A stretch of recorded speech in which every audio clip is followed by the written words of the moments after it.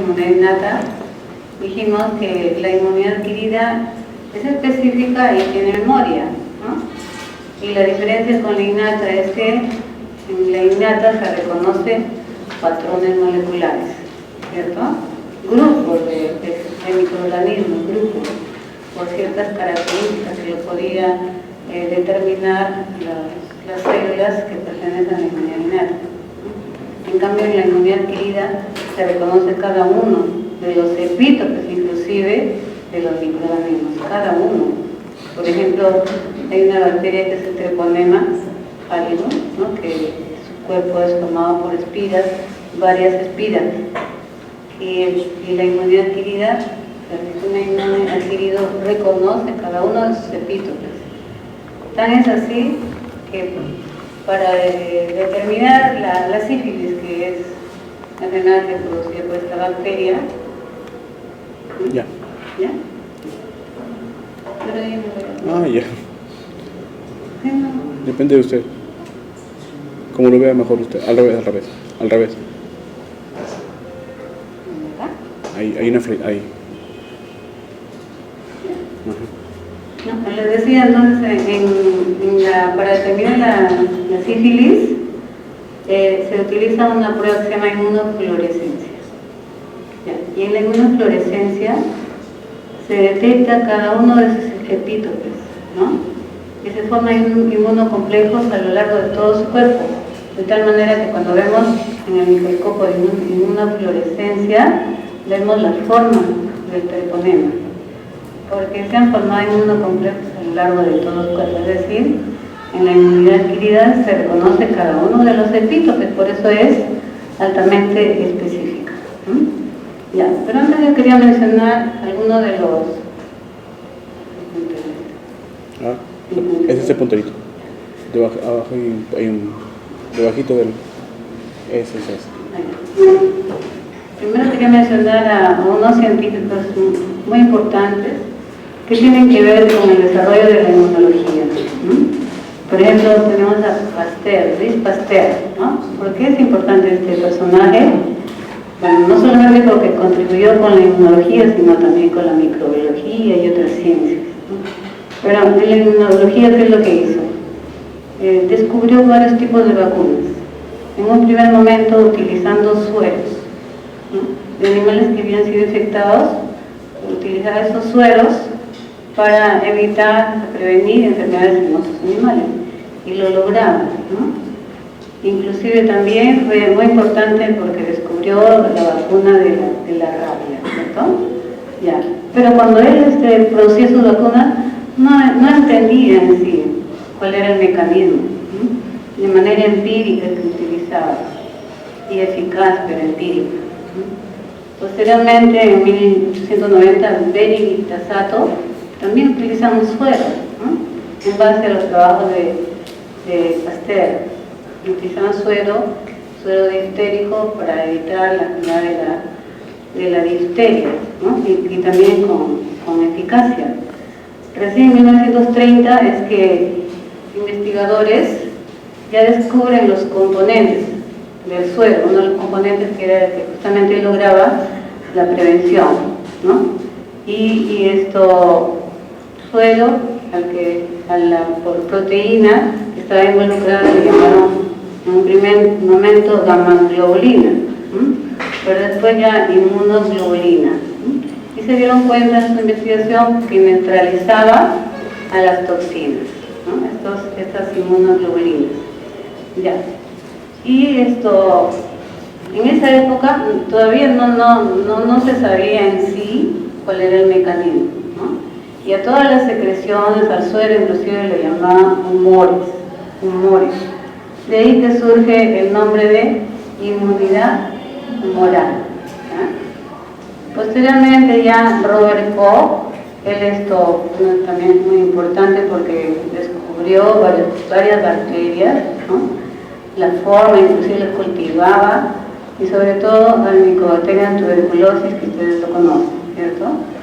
Y junto con Meshnikov, que es el que descubrió todo el proceso de la fagocitosis y encontró que realmente ¿Cuáles eran los componentes de este mecanismo? Células, ¿no? Y da importancia a las células como efectores de los mecanismos, ¿no? De ahí surge también el término de inmunidad celular, ¿no? Entonces es como empieza no, el de arriba. Es. Ya, como ustedes saben, lo primero que se da es la inmunidad innata, ¿cierto? Inflamación, fagocitosis. Posteriormente ya con la presentación del antígeno se inicia la inmunidad,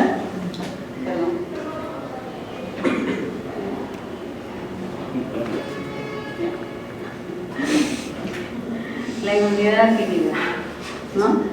Pero esto también hay que recordar que uno es tras el otro, o sea, no se dan estos mecanismos por separados, ¿no? Sino siempre están interactuando. Primero la inmunidad innata, con la presentación del antígeno, la inmunidad adquirida, pero la inmunidad adquirida también, cuando se producen anticuerpos, va a colaborar con la inmunidad innata, ¿cierto? ¿De qué manera colaborará? ¿Cómo? Ya, pero... No. Porque lo que se va a producir acá son anticuerpos, ¿no? Estos anticuerpos, ¿cómo es que colaboran con la inmunidad innata? ¿Cómo colaboran los anticuerpos en la inmunidad innata? ¿Ya? ¿Por qué? ¿Funcionan como? Opsoninas. Es lo que quería decir su compañera, ¿cierto? Como opsoninas. Entonces, de esa manera colabora, ¿cierto? Entonces hay una colaboración estrecha. Sí, también el linfocito T, ¿qué es lo que hace? Inicia todo el proceso inmunológico. ¿Por qué? Porque este linfocito T va a producir citoquinas, ¿no? Como es la interleuquina 3 para activar a la célula madre. Entonces todo es un ciclo que se va cumpliendo uno tras otro, o sea, no hay nada por separado, siempre inmunidad innata, inmunidad adquirida, inmunidad innata, todo es un ciclo, ¿ya? Hay una interconexión entre los dos. Ya, entonces, en la inmunidad adquirida son dos células importantísimas, ¿cierto? Son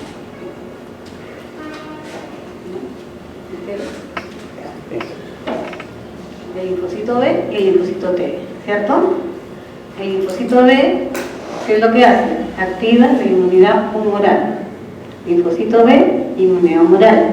Linfocito T, inmunidad celular. Y ambos tipos de células tienen memoria, ¿ya? Ambos tipos de células. En la inmunidad innata ninguna célula tiene memoria, solamente los linfocitos T y los linfocitos B. Ahora, es importante también mencionar que dentro del sistema inmune se puede dividir a la inmunidad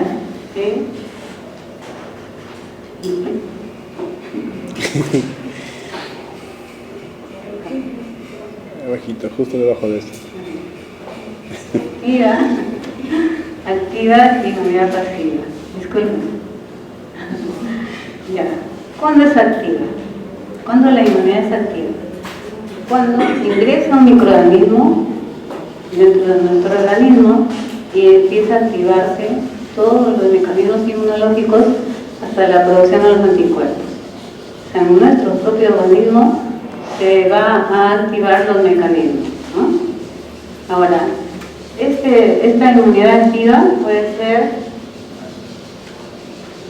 ser natural o puede ser artificial con la vacunación. Ya dentro de 2 semanas también vamos a hacer vacunas, ¿no? En el curso. Entonces, ¿cómo es la inmunidad artificial? Cuando a un microorganismo se le quita el poder de virulencia. Se le quita, o sea, todo se hace una bacteria ya no patógena, ¿no? Se le quita todo su poder patogénico y la bacteria permanece con sus componentes inmunógenos, ¿no? O sea, siempre va a causar una reacción inmunológica, pero ya no va a producir la enfermedad. Esas bacterias se producen, ¿no?, en laboratorio, en animalitos, hasta ver que ya no producen la enfermedad, pero sí conservan su poder inmunogénico, ¿no? Por eso es que se utilizan en las vacunas. Es la misma bacteria, ¿no?, pero ya no produce la enfermedad, pero sí realiza todos los mecanismos hasta la producción de los linfocitos B de memoria, ¿ya? Y por tanto, se producirán anticuerpos. Entonces, cuando ingresa el mismo germen, ya no va a poder realizar el proceso patológico, porque van a haber células de memoria que inmediatamente van a producir anticuerpos y van a neutralizar a esa bacteria, ¿ya? Esa es la inmunidad activa artificial. Ahora, la pasiva. La pasiva quiere decir que el sistema inmune ya no realiza sus mecanismos, ¿no? Entonces, en el caso natural, ¿no?, pasiva natural, es cuando la madre le transmite anticuerpos al feto, o también cuando la madre al niño lactante le transmite a través de la leche materna anticuerpos, ¿no? Es una forma pasiva, quiere decir que el niñito o el feto no está realizando los mecanismos inmunológicos, sino que le son donados los anticuerpos directamente, ¿no? Y luego también puede ser artificial. Se producen anticuerpos en el laboratorio, ¿no?, anticuerpos monoclonales pueden ser, contra un determinado antígeno o una toxina. Entonces, lo que se va a inocular son anticuerpos directamente, ¿no? Anticuerpos, por ejemplo, antitetánicos, contra la toxina de tétano, anticuerpos contra la hepatitis, ¿no? Entonces, directamente ya se le coloca al individuo anticuerpos. No es el sistema inmune el que va a producir, sino que directamente se le coloca. Y generalmente son en casos que son graves, enfermedades muy graves, por ejemplo, el tétano, ¿no?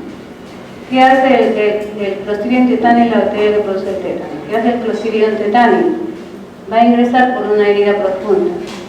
Entonces ahí, una vez que ingresa, se reproduce y produce sus toxinas. Y esas toxinas tienen que viajar, ¿no?, por la vía nerviosa hasta llegar al sistema nervioso. Si llega al sistema nervioso ya no hay nada que hacer. Entonces la vacuna es para evitar, para neutralizar a las toxinas y que no lleguen al sistema nervioso. Por eso esa acción tiene que ser inmediata, ¿ya? O sea, ya no el sistema inmune, el sistema inmune no es el que va a realizar todo ese mecanismo, sería muy largo el tiempo, ¿no? Podría morir el paciente. Es que se le coloca una vacuna así de este tipo, ¿no?, artificial, pero activa, no podría ser, ¿no?, en casos muy necesarios. Por ejemplo, también contra una mordedura de araña venenosa, serpiente venenosa, ahí se tiene que colocar anticuerpos, antiofídicos, etc., ¿no?, para que la acción sea rápida, eso es lo importante. Entonces, ¿cómo se inicia la inmunidad adquirida? Con la presentación del antígeno. Aquí tenemos la célula, ¿no?, la célula presentadora, el linfocito T, que tiene que tener un contacto estrecho y luego ya se activa y se realizan los mecanismos posteriores. Ahora, ¿qué atributos tiene la inmunidad adquirida? En primer lugar tenemos especificidad antigénica, lo que les decía, ¿no?, del treponema. Cada uno de los epítopes son detectados por el sistema inmune. Luego tenemos diversidad, o sea, el sistema inmune adquirido puede reconocer a virus, bacterias, hongos, parásitos de cada uno de manera individual, ¿eh? Luego, memoria inmunitaria, ¿no?, que puede durar en algunos casos toda la vida, ¿no? Forman los cuerpos de memoria, las células de memoria, toda la vida en algunos casos tienen memoria. y reconocimiento de lo propio y del extraño. Eso lo realiza células del sistema inmune adquirido. ¿Cuáles serán esas células? ¿Cuáles son las células que reconocen lo propio del extraño?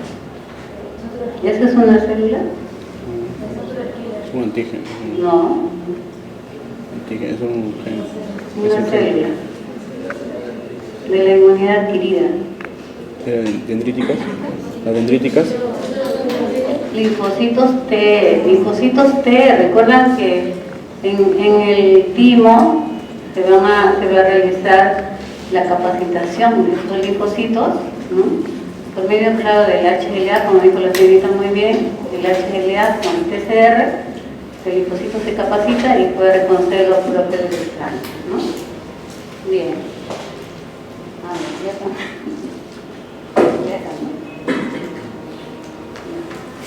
Entonces, ¿en dónde se realiza la presentación del antígeno? En los ganglios, o sea, en los órganos linfáticos secundarios o terciarios o los ligados a mucosas, ¿no? Porque ahí tenemos ganglios, nódulos linfáticos y ahí se encuentran los linfocitos T y linfocitos B. Pues ahí es donde se realiza la presentación del antígeno, o sea, la célula puede estar en cualquier parte donde haya capturado el antígeno, pero luego se tiene que dirigir vía linfática hasta los ganglios y los nódulos.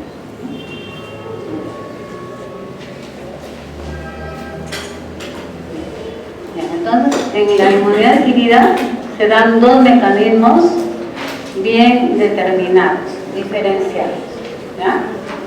Unos mecanismos que se dan cuando los antígenos son extracelulares, ¿no? Cuando las bacterias son extracelulares, cuando los virus ya se reprodujeron, rompieron las células y están fuera, cuando hay partículas de tumores libres, ¿no? Cuando el micobacterio ya salió del granuloma, está libre, entonces ahí se origina la inmunidad humoral, frente siempre a antígenos extracelulares o toxinas.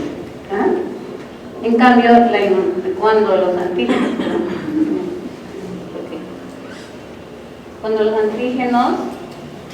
antígenos son intracelulares, ¿cuándo pueden ser intracelulares?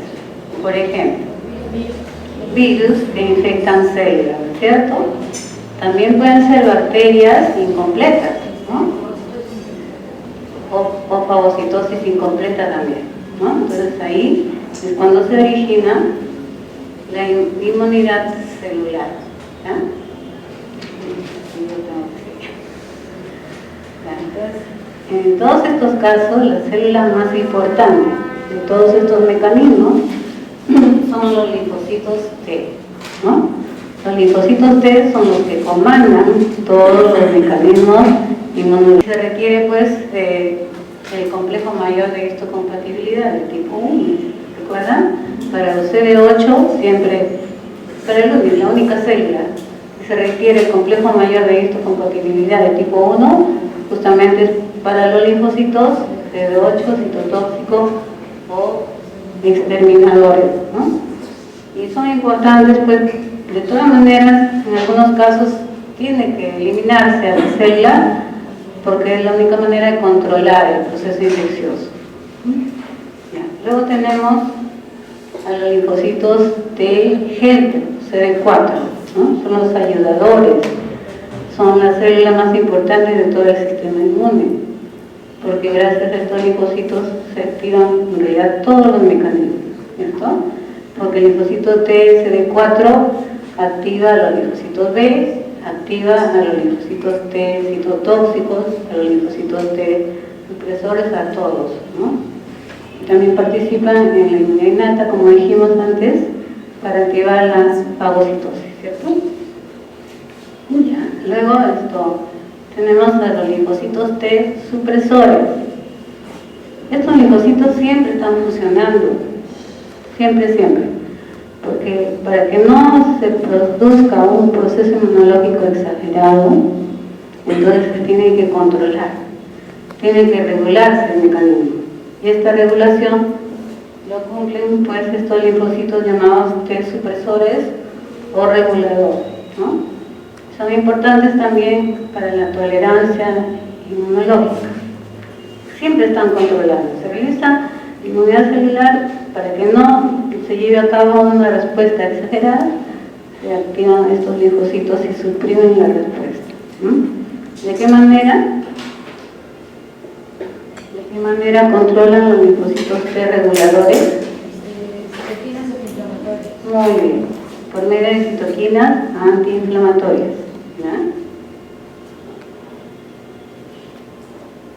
Acá vemos, miren, la importancia de las citoquinas también, ¿no? En la activación de cada una de las células, de la CD4.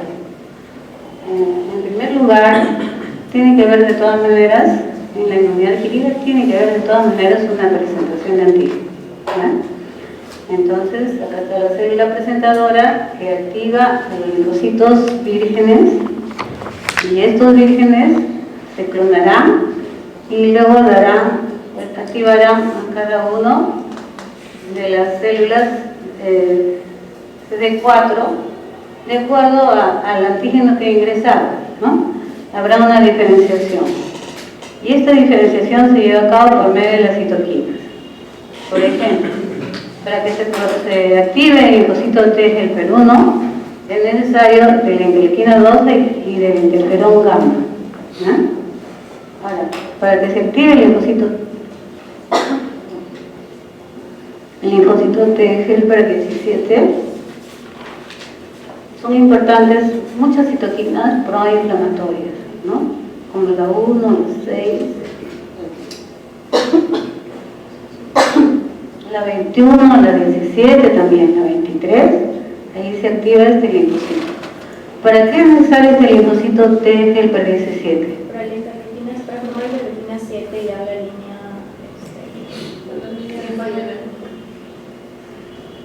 La interleuquina 7.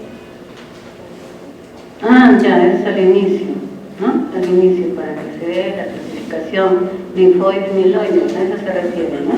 Sí, pero yo me refiero a los linfocitos T helper 17, ¿en qué caso se tienen que activar?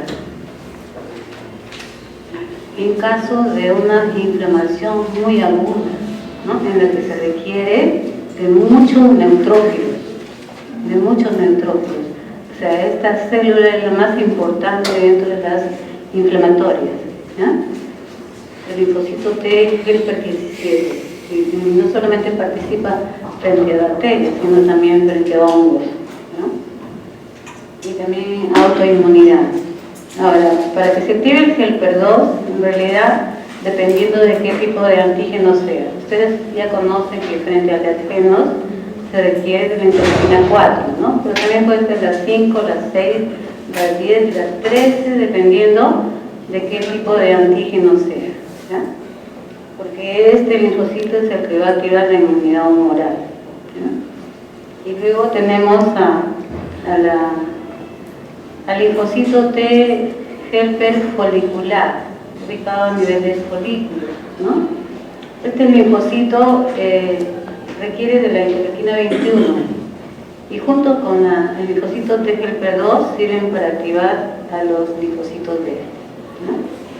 Como ven, miren, son diferentes citoquinas por cada tipo de linfocito T helper. Y aquí tenemos otra clasificación de los linfocitos helper.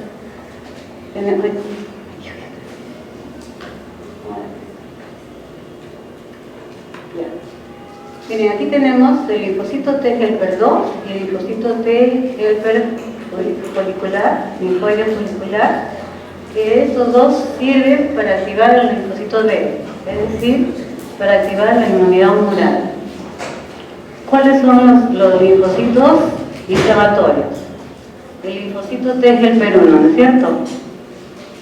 El linfocito T helper 17 le dije que era el principal y el linfocito T helper 9, ¿no? Estas son las principales células proinflamatorias. Luego tenemos los linfocitos supresores. Miren, aquí tenemos dos tipos. El linfocito T helper 3, que ya lo hemos mencionado, ¿no? Y también el linfocito T1, regulador T1, ¿no? Ya vamos a ver cuál es cómo es que se produce la importancia de este linfocito. ¿Ya? Entonces tenemos reguladores en la función de la inmunidad humoral y las proinflamatorias. Aquí está el linfocito T helper 3, que es el linfocito más importante regulador, ¿no? ¿Cuál es la importancia de este linfocito? Que puede suprimir procesos inflamatorios agudos, como es las alergias, o también cuando participa el linfocito T helper 1 en procesos crónicos, ¿no? Que son procesos alérgicos que pueden llevar a cabo una hipersensibilidad. Entonces, ¿cómo es que controla este linfocito? Por medio de su citoquina antiinflamatoria, especialmente el factor de crecimiento transformante beta. Esa es la citoquina más utilizada por este linfocito, y con esta citoquina regula, controla, evita que los linfocitos que van a producir estos procesos inflamatorios produzcan la citoquina, ¿no? Al impedir que se produzca esta citoquina se impide también el proceso de hipersensibilidad, ¿no? Inflamaciones agudas o crónicas. Aquí tenemos, es importante también saber, ¿no?, que normalmente tenemos mayor cantidad de linfocitos TSD4, ¿no? y menor de linfocitos TSD8. Ese es en una persona inmunocompetente. Pero cuando hay inmunodeficiencia, inmunodepresión, puede ser por infecciones virales, ¿no? O también por el HIV, justamente porque el HIV es el que va a afectar, ahí se va a reproducir dentro de los linfocitos TCD4 y los mata, ¿no? Entonces va a haber una reducción de estos linfocitos y va a haber un incremento de los CD8.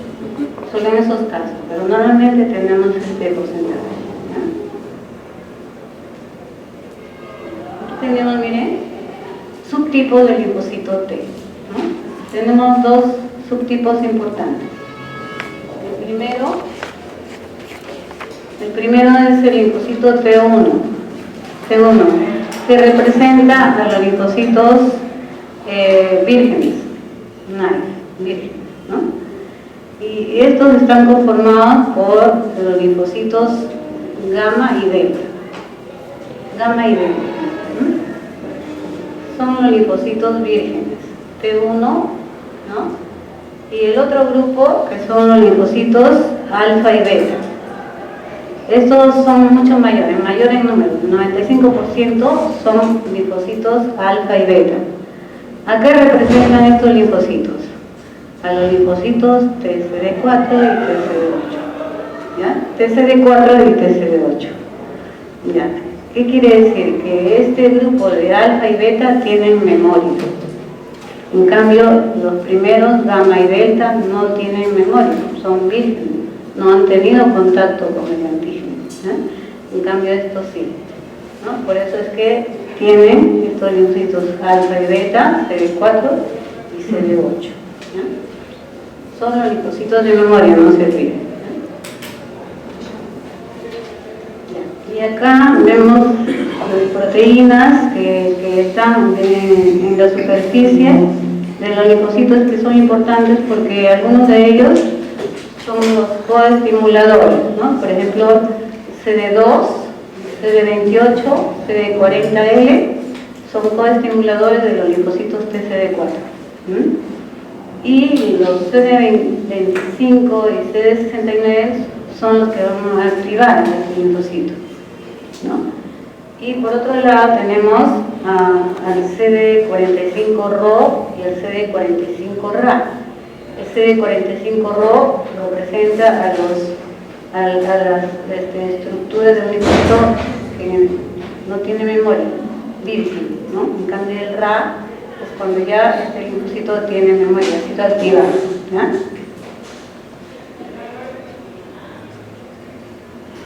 Entonces vamos a ver la inmunidad celular, ¿no? La inmunidad celular, ¿cuándo es que se da la inmunidad celular? Cuando hay una fagocitosis incompleta, por un lado, ¿no? Y cuando el antígeno está dentro del citosol, por ejemplo virus, o pueden ser bacterias incompletas, o pueden ser células cancerígenas o células de tejido de trasplante. En todos estos casos se activa la inmunidad celular, ¿ya? La inmunidad celular. Entonces vamos a ver, ahí, por eso es que nunca la inmunidad celular se activa sobre antígenos extracelulares, sino siempre frente a antígenos intracelulares, o sea, virus que han infectado una célula, bacterias incompletas que han infectado una célula, o célula cancerígena o célula de tejido de trasplante, ¿ya? O puede ser también una fagocitosis incompleta, porque la bacteria está dentro del fagosoma, ¿no?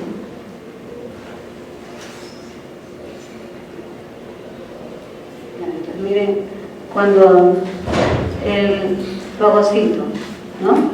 Cuando el fagocito no ha realizado una fagocitosis incompleta, sería la célula presentadora. Ahora, cuando es una célula infectada por virus o una célula cancerígena, ¿cuál sería la célula presentadora? ¿Cuál sería la?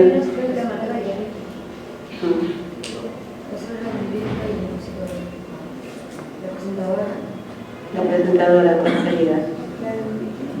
¿Cuál sería la célula presentadora del antígeno en una infección viral o en un cáncer? ¿Cuál sería la célula presentadora?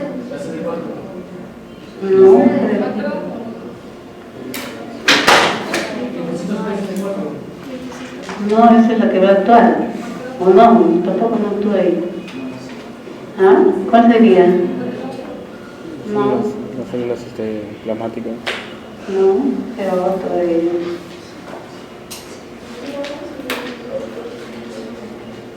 Los matroquinos. No. Ahí no. Sería la misma célula infectada. La misma célula infectada que tiene núcleo y por tanto va a producir su complejo mayor de histocompatibilidad. También la célula cancerígena, la misma célula es la presentadora. A estos grupos de células se les llama células diana. En los libros ustedes van a encontrar célula diana, a una célula cancerígena o una célula infectada. ¿Ya? Ya, entonces esto empieza ahí, ¿no?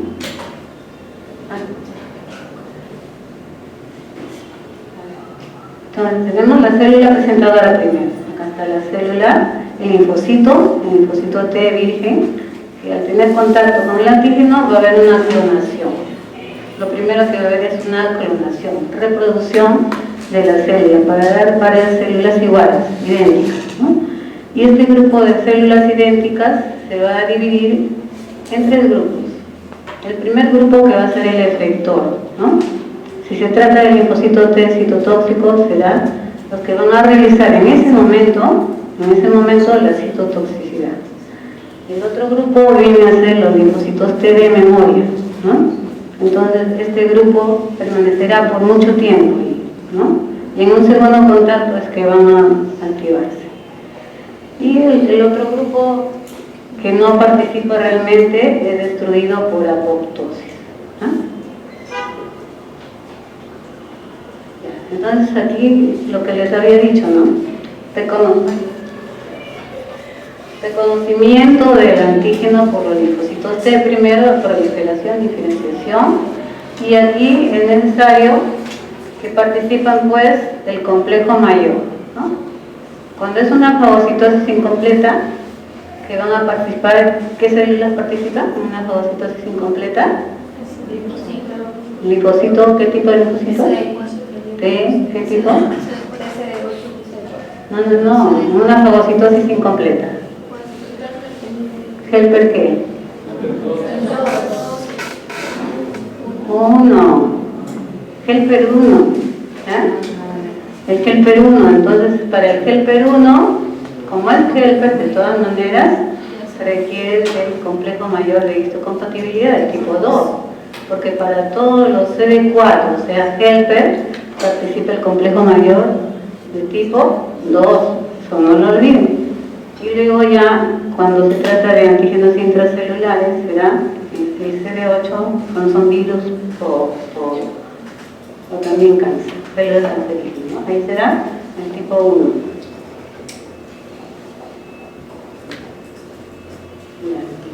Miren, no solamente se requiere del complejo mayor de histocompatibilidad y del receptor, ¿no? Sino que se requiere de muchas moléculas que se van uniendo, sobre todo las coestimuladoras, ¿no? Ahí vemos complejo mayor, el B7, CD28, CD40, el CD154. Hay muchas moléculas que se van uniendo como un cierre de cremallera y ahí recién se activa el linfocito T, ¿no? El linfocito T.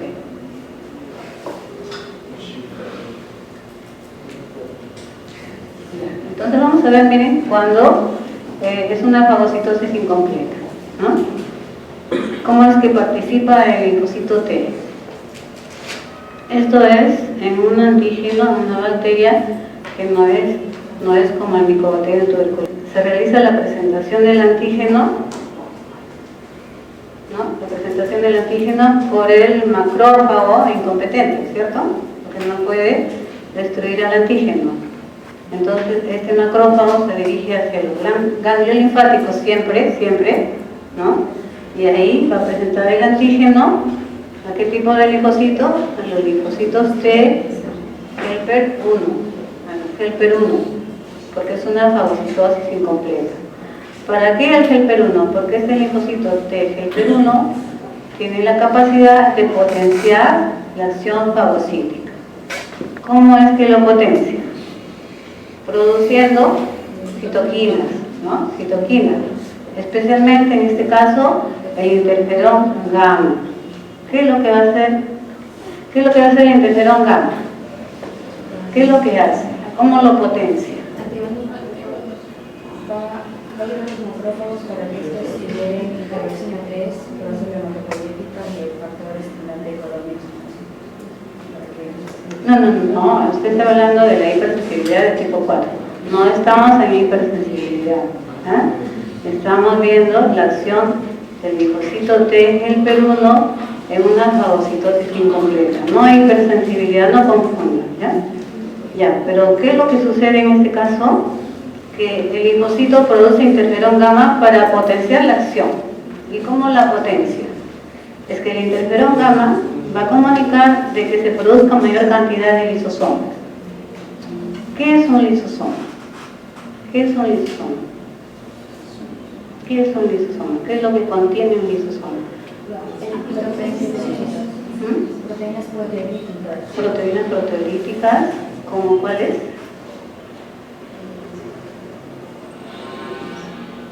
Peróxido de hidrógeno, más halógenos, lactoperoxidasa, nitritos, cambio de pH, todo su arsenal bélico que está en el lisosoma. Y entonces miren, supongamos que este fagocito tenga 20 lisosomas. Con el interferón llega a como 100 lisosomas. Entonces su arsenal bélico se multiplica, ¿no?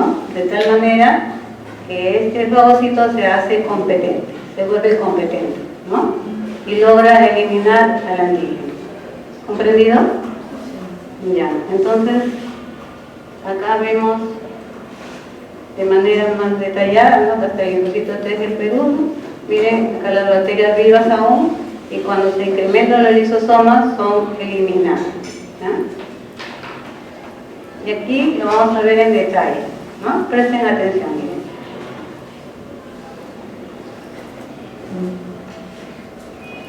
Miren, acá... Perdón.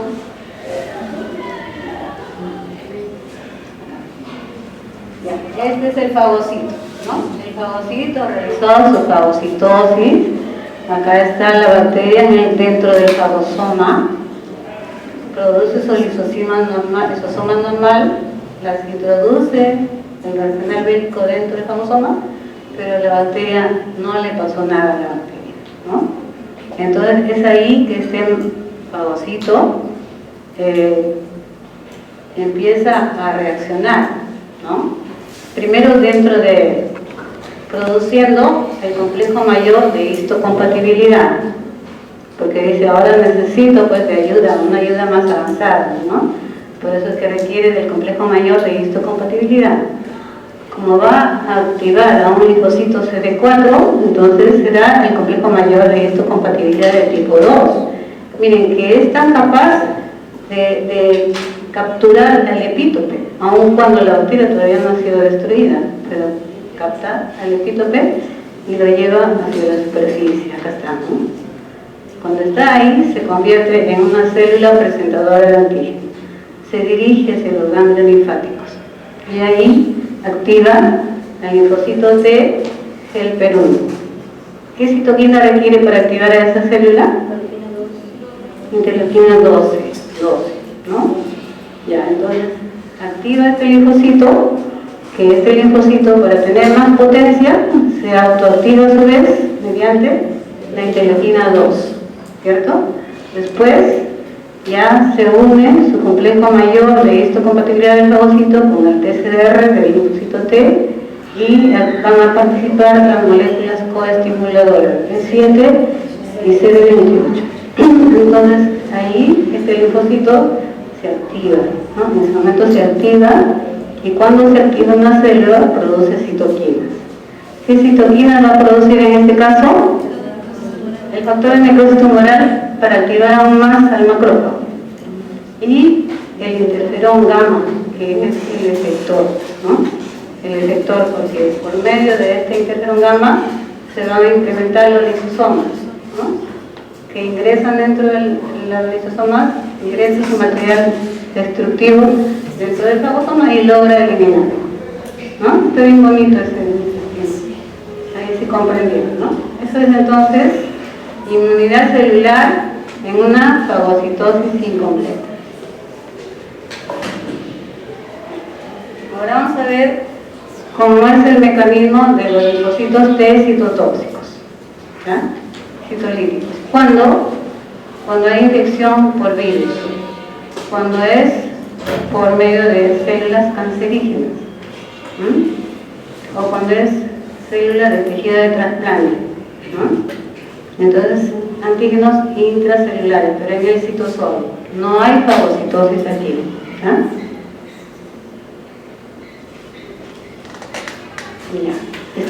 ¿Qué células van a participar acá? Los linfocitos TCD8. ¿Cuál es el complejo mayor de histocompatibilidad? El tipo 1, ¿no? Entonces, aquí vemos la célula diana, la célula diana. La célula diana va a ser la presentadora de antígeno, ¿no? Entonces tiene que tener contacto, ¿no? Tiene que haber una presentación de antígeno.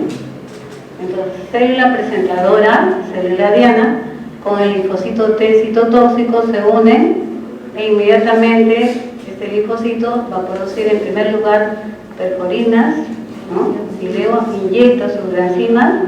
Las granzimas son sustancias tóxicas, por eso se llama citotoxicidad. Sin embargo, ustedes habrán leído en algún libro que dice se produce citólisis. ¿Está mal eso? Que en algunos libros digan citólisis. No está mal, porque el lisis de la célula, se produce el lisis de la célula. Pero es mejor decir citotoxicidad, porque lo que inyecta es una sustancia tóxica, por eso es citotoxicidad. ¿Sí?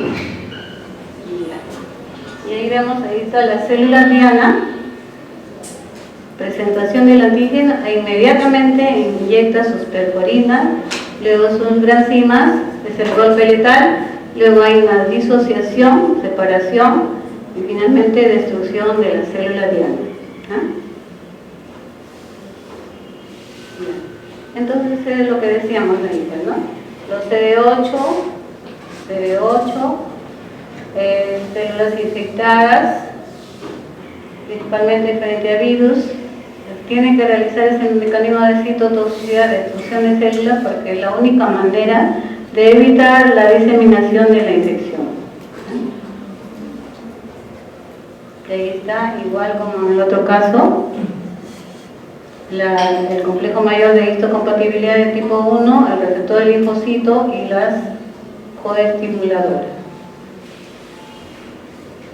En el caso de las células cancerígenas es lo mismo, tiene que haber presentación de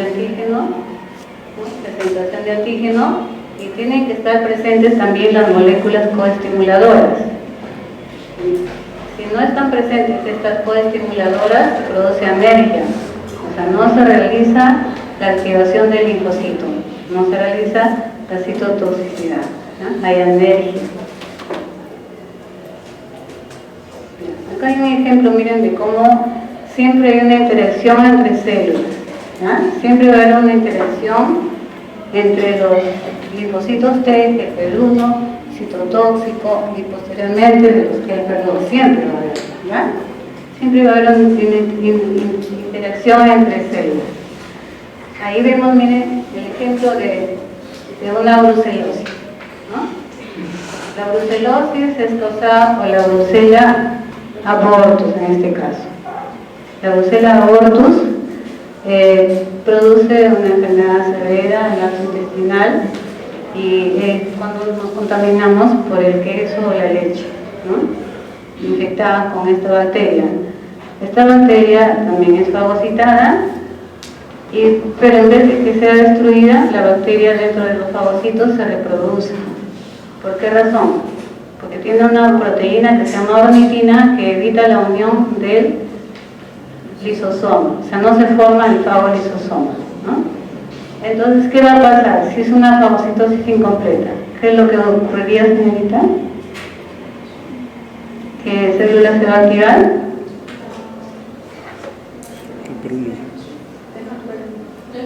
¿Linfocitos de GPR1? Muy bien, ¿no? El linfocito T GPR1 siempre en una fagocitosis incompleta, ¿cierto? Ya. Pero en este caso tampoco esta bacteria puede ser destruida por este mecanismo, ¿no? Entonces, cuando ocurre eso, de manera paracrina, los linfocitos T GPR1 activan a los linfocitos T citotóxicos. Y estos linfocitos T citotóxicos, ¿qué es lo que realizarán, señorita? La citotoxicidad. Muy bien, la citotoxicidad, ¿no? Con el fin de que sea destruida esta célula y luego ya se pueda eliminar al reservorio, ¿no? Y ya no se produzca una enfermedad severa. Ya, entonces, como les digo, hay una interacción siempre entre estos linfocitos, ¿ya? Ya, aquí tenemos bacterias intracelulares, ¿ya? Bacterias intracelulares. Hay dos grupos de bacterias intracelulares. Intracelulares facultativas. ¿Por qué se llamarán bacterias intracelulares facultativas? A ver. ¿Por qué se llamarán?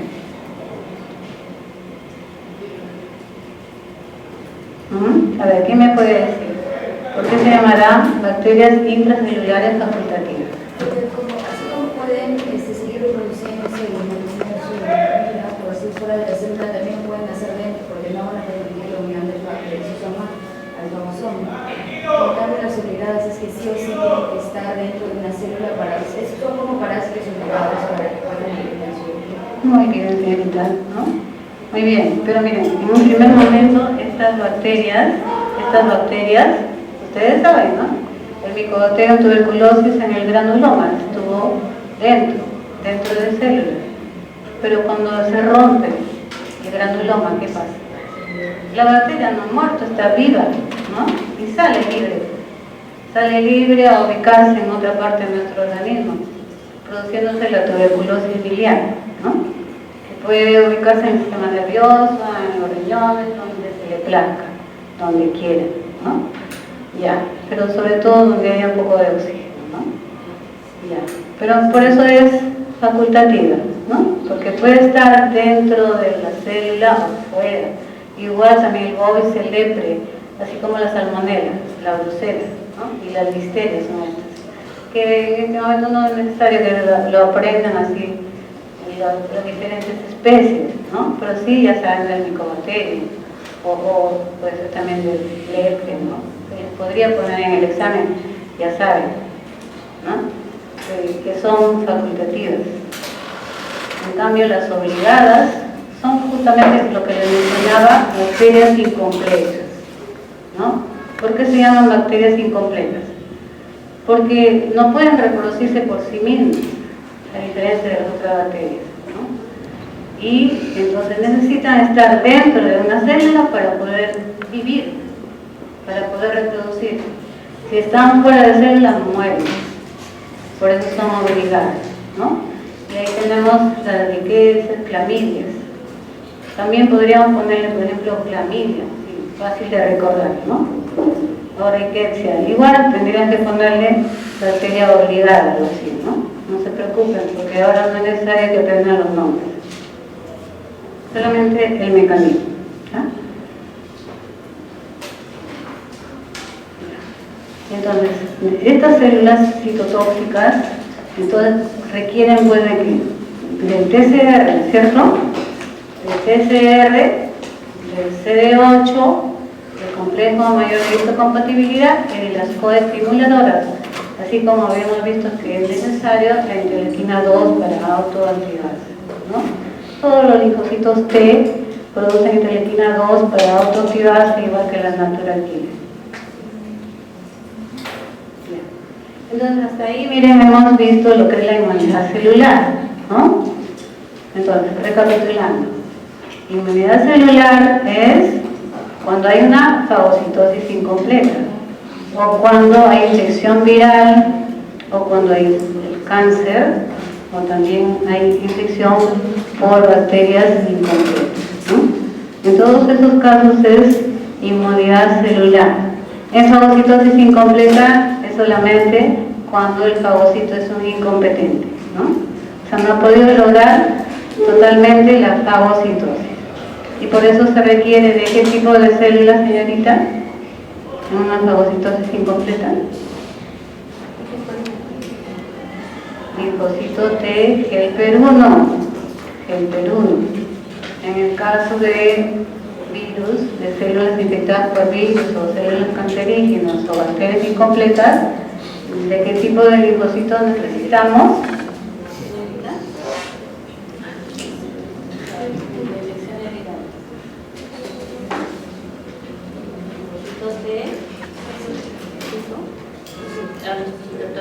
Los citotóxicos, muy bien, ¿no? Los linfocitos T citotóxicos. Ya, entonces hasta ahí hemos terminado, ya comprendieron, ¿no? Cualquier preguntita para el examen de la próxima semana y el examen final, cualquiera, o tienen alguna pregunta, alguna duda. No, ¿no? Entonces, muy bien, o alguna duda, ¿no? Entonces ahora vamos a pasar a lo que es la inmunidad humoral. ¿Cuándo es que se activa la inmunidad humoral? Frente a antígenos extracelulares o frente a toxinas, ¿ya? Frente a antígenos extracelulares o frente a toxinas. Aquí miren, en esta diapositiva acá tenemos a la pseudomonas. Esa es la pseudomonas aeruginosa, ¿no? Que es una bacteria extracelular, o sea, no necesita estar dentro de células, ella se vale por sí misma. También tenemos a los streptococcus, también son bacterias extracelulares. Pero tenemos otra bacteria aquí, tenemos un signo del tétano, ¿no? El trismus, esa posición que parecería que está haciendo gimnasia, pero no, es un signo del tétano, ¿no? El tétano es producido por toxinas, unas toxinas que se llaman tetanolicina, tetanoespasmina, que producen unos espasmos tan dolorosos que por eso tiene esa posición el paciente, ¿no? Ya, entonces, frente a toxinas y frente a bacterias extracelulares se activa la inmunidad humoral, ¿ya? ¿Cuál es la célula efectora en la inmunidad humoral? El linfocito B, muy bien, ¿no? El linfocito B. Ya, entonces, ¿pero qué se requiere para que se active la inmunidad humoral? ¿Qué se requiere? O sea, lo primero que tiene que pasar para que después se active la inmunidad humoral, ¿qué sería? ¿Ah? ¿Qué mecanismos se tendría que haber producido? Pero antes de la presentación. Reconocimiento del antígeno, que forma parte ¿de qué mecanismo? Fagocitosis. ¿Qué fagocitosis será en este caso? Completa, anótenlo bien, ¿ya? La inmunidad humoral se inicia con una fagocitosis completa, a diferencia de la inmunidad celular, que fue fagocitosis incompleta. No, acá no, es una fagocitosis completa, ¿no? ¿Y qué células van a participar acá como ayudadoras? Los linfocitos T helper 2 principalmente, los linfocitos T helper 2. Nunca, en este caso, va a participar los linfocitos TCD8 ni helper 1, no, ¿ya? Son los linfocitos T helper 2. Y acá miren, tenemos un linfocito B, que es importante observarlo, ¿no? Porque tiene primero su receptor del linfocito B, que es el BCR, ¿no? TCR es el linfocito T y acá son BCR. Pero ¿por qué tendrá acá B7 y complejo mayor de histocompatibilidad del tipo 2, el linfocito B? ¿Por qué será?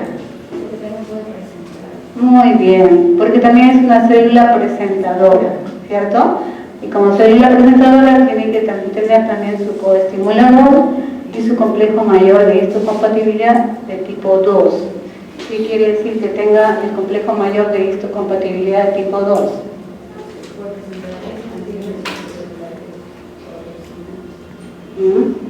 Claro, o sea que este linfocito va a activar la inmunidad humoral, solamente humoral, ¿no? Porque ¿qué es lo que puede capturar este linfocito? Linfocito B. No es un fagocito, ¿cierto? No es un fagocito. Entonces, ¿qué capturará? Capturará proteínas, toxinas. Nunca bacterias, ¿no? Nunca bacterias. La bacteria tendría que ser fagocitada. Por pignocitosis captura a moléculas que pueden ser toxinas, ¿no? O pueden ser también alergenos, ¿cierto? Proteínas. Muy bien, entonces por eso es que tiene esas proteínas, ¿cierto? La B7 y el complejo mayor de histocompatibilidad de tipo 2. Entonces miren, aquí observamos que esta célula del linfocito T tiene que tener también un contacto íntimo con el linfocito B. No es que produzca las citoquinas y las envíe a lo lejos, no. Tiene que haber un contacto estrecho. Y para eso también se requiere de moléculas coestimuladoras especiales, ¿no? Que son la CD40L del linfocito T y la CD40 del linfocito B, ¿no? Entonces tienen contacto y este linfocito le informa pues qué tipo de antígeno le ha sido presentado, y por eso este linfocito B se activa por medio de estas citoquinas que son producidas por el linfocito T para clonarse igual, ¿no? Como en el caso del linfocito T.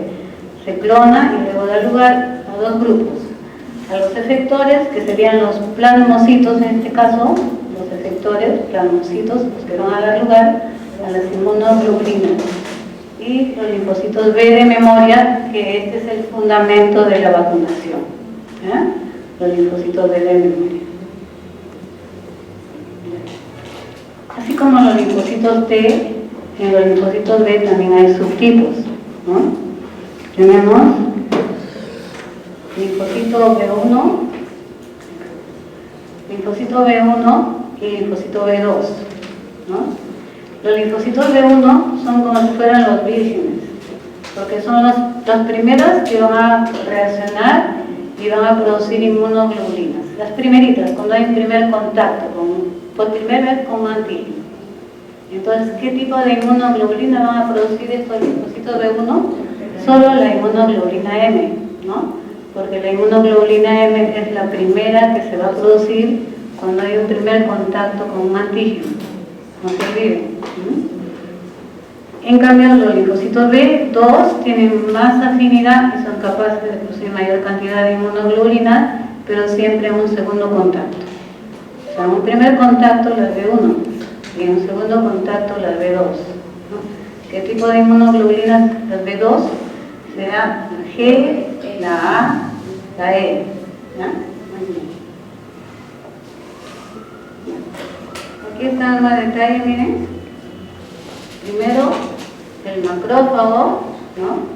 Con una fagocitosis completa, presentará los linfocitos T, LIMPER2, se unirá con el linfocito B2. ¿En dónde se realiza este mecanismo? ¿En dónde? En los ganglios, muy bien. Ahí. Entonces, ahí se activarán los linfocitos B por medio de citoquinas, proliferan linfocitos B de memoria, células receptoras, plasmocitos, sus anticuerpos, ¿no? Plasmocitos, anticuerpos. ¿Comprendido ya? Muy bien. Entonces, aquí este esquema es para ver que dependiendo de las citoquinas que se produzcan, serán el tipo de inmunoglobulinas. Entonces ahí igual, ¿no? Activación, plasmocito, y luego si es la interleucina 4 la que activa al linfocito B, se dará lugar, como ustedes saben, a la inmunoglobulina E, ¿no es cierto? Pero también puede ser a la G1. Si es el factor de crecimiento transformante beta, será inmunoglobulina G2B o inmunoglobulina A. Y si es el interferón gamma, será inmunoglobulina G2A o G3, ¿no? Dependiendo, o sea, eso varía, ¿no? Varía dependiendo de las citoquinas que ha producido el linfocito T.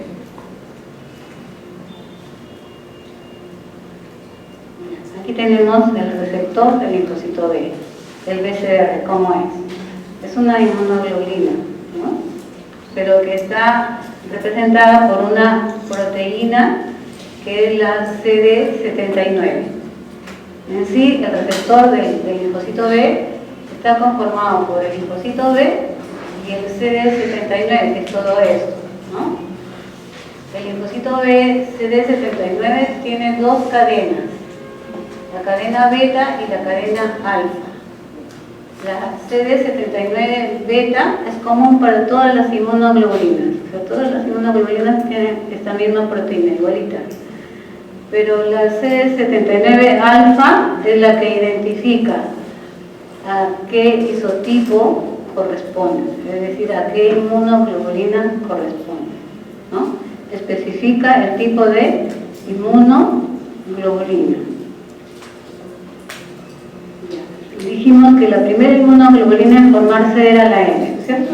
Junto con la D también, la D. Y las otras inmunoglobulinas es en un segundo contacto, G1, G2, G3, G4, porque la inmunoglobulina G tiene 4 tipos, ¿no? La A tiene A1 y A2 y la E. Ya, miren aquí, esta diapositiva es para que ustedes vean que hay algunas semejanzas entre el receptor del linfocito T y el receptor del linfocito B. Y también hay diferencias, ¿no? Aquí vemos el receptor del linfocito B, que es una inmunoglobulina, por tanto tiene dos cadenas pesadas, dos cadenas ligeras, ¿no? Tiene su fracción variable, su fracción constante, y este es el receptor del linfocito T, que tiene dos cadenas nada más, ¿no? Pero sí tiene su fracción variable, igual como el receptor del receptor B, del linfocito B, que es la parte donde se une el antígeno, el epítope, en ambos casos en la región variable, ¿no? Y también tiene su fracción constante, que es transmembranal para unirse a las células, ¿no? Entonces hay diferencia y es semejante. Ahora, el linfocito B de memoria, ¿cómo es? Es idéntico que cualquier linfocito B, en cuanto a la estructura, es igualito, el tamaño, todo es igual, ¿no? Pero tiene un tiempo muy largo de vida.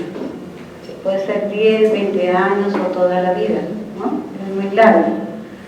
Ya. Y cuando se expone al antígeno, en una segunda respuesta es mucho más eficaz, ¿no? Cada vez es más rápido y menos eficaz. Segunda, tercera vez, más eficaz y más rápido. Y aquí, por ejemplo, tenemos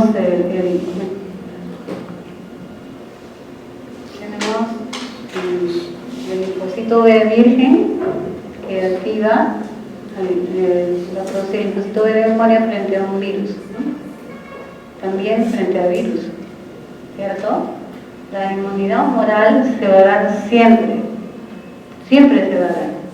Primero se da inmunidad celular, ¿no? Pero finalmente todo antígeno de cualquier tipo que sea, la respuesta final va a ser formación de anticuerpos. Es decir, siempre se va a dar la inmunidad humoral.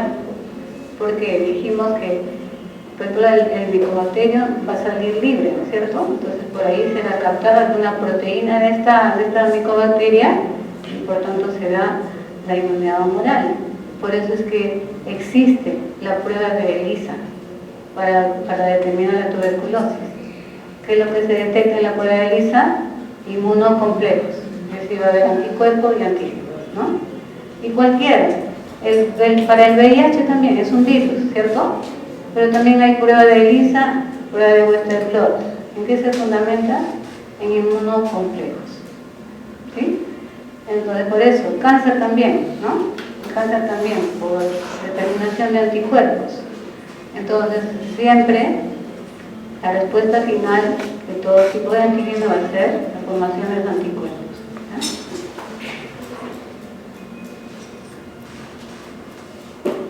La célula plasmática, esa sí es completamente diferente en cuanto a su morfología, ¿no? Tiene más citoplasma, su retículo endoplasmático está muy desarrollado, por eso se produce una gran cantidad o secreta una gran cantidad de inmunoglobulinas. ¿Dónde se va a localizar? Igual que los otros, en los órganos linfáticos, ¿cierto? Pero su tiempo de vida de estas células es corto, es muy corto. O sea, cumplen su función y luego son eliminados por apoptosis, igual que las citoquinas, ¿no? Cumplen su función y luego son eliminadas por apoptosis. O sea, no tiene tiempo de vida largo como los linfocitos de memoria. Se diferenciarían entonces en cuanto a su morfología y en cuanto a su tiempo de vida, ¿cierto? Bien. Este esquema es importante para ustedes que pronto van a ser médicos, porque aquí vemos el tiempo en que se van a formar los anticuerpos. Entonces, si ustedes, supongamos, llega un paciente y le solicita una prueba serológica cuando tiene recién 3 días de enfermedad, no van a encontrar, va a ser negativa, ¿cierto? ¿Por qué razón? Porque aproximadamente, en 10 días recién, la célula plasmática va a producir los anticuerpos, ¿ya? Eso tienen que tenerlo presente. Pero cuando es una segunda infección, es mucho más rápido.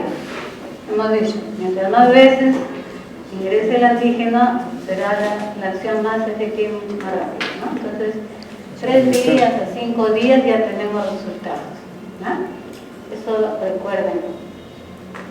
Y aquí está la inmunoglobulina, la morfología, ¿no? La estructura de una inmunoglobulina, cadenas pesadas, cadenas ligeras, 2 cadenas pesadas igualitas, 2 cadenas ligeras idénticas, su fracción constante, su fracción variable, y la zona donde se une el antígeno está conformada por 2, la fracción variable de la cadena pesada y de la ligera, ¿cierto? Y cada cadena se une por puentes disulfuros. Aquí están las funciones principales que realizan las inmunoglobulinas. Primero, actúa como efector, es decir, la misma inmunoglobulina va a funcionar. ¿Cómo? Neutralizando la eliminación del antígeno, ¿no? Neutraliza o facilita la eliminación del antígeno. Por otro lado, participa en la citólisis, ¿cierto? Porque forma inmunocomplejos. Antígeno, inmunoglobulina, inmunocomplejo, entonces se desarrolla la citólisis por el sistema de complementos, ¿cierto? Luego también neutraliza toxinas, ¿no? Cuando se inyecta anticuerpos, dijimos, para evitar el tétano, lo que se inyecta son anticuerpos contra la toxina.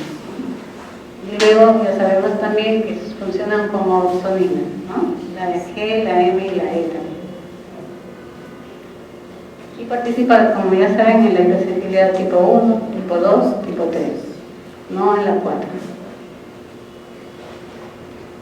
Ahí está el esquema de cómo es que se van produciendo las inmunoglobulinas. Primero, la G, la M, perdón, posteriormente la G, ¿no? Y una respuesta secundaria de mayor proporción de la G.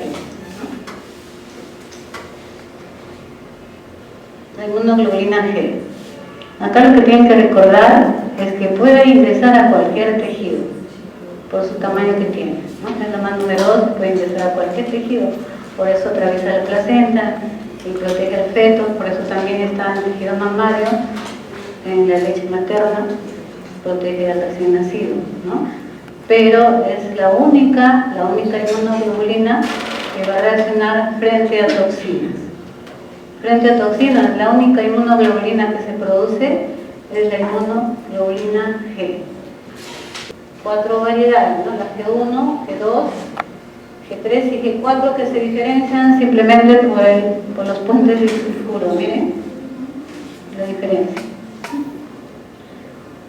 La inmunoglobulina A es dimérica, es la diferencia con la G. Dimérica y que se encuentra en todas nuestras secreciones. Y es muy numerosa en la glucosa, sobre todo a nivel del riñón, del tejido gástrico, es muy numerosa. La producción diaria es mayor que la de las otras inmunoglobulinas a nivel del tejido gástrico, ¿no? Y junto con la G protege al recién nacido. La leche materna no solamente es nutritiva, sino también de protección inmunológica, ¿cierto? Y está pues en todas las secreciones, las lágrimas, en la saliva, en la orina, en todas nuestras secreciones, en el moco, ¿no? La E ya la conocemos, ya para qué, está en los basófilos mastocitos, ¿no? La M es la primera, no se olvide, es la primera inmunoglobulina que se va a producir frente a un antígeno nuevo, ¿ah? Y es pentamérica, es de mayor tamaño, también es una opsonina. Pero acá vamos a ver cómo se realiza la inmunización activa en la tuberculosis, que es una hipersensibilidad de tipo 4, ¿cierto? Pero es inmunidad adquirida. Inoculación, la dosis, y esto va a producir reacciones normales o también anormales, ¿no? Y se va a formar ¿qué cosa? ¿Qué se forma? El granuloma, ¿no? Es hipersensibilidad de tipo 4, no se olvide. Y acá está esto, inmunidad, sueroterapia, ¿no? Sueroterapia. Vacunación utilizando suero para, en primer lugar tenemos inmunoglobulina humana. Hay niños que nacen inmunodeficientes, ¿no? Se les coloca la vacuna, pero para que vean un corto tiempo nada más.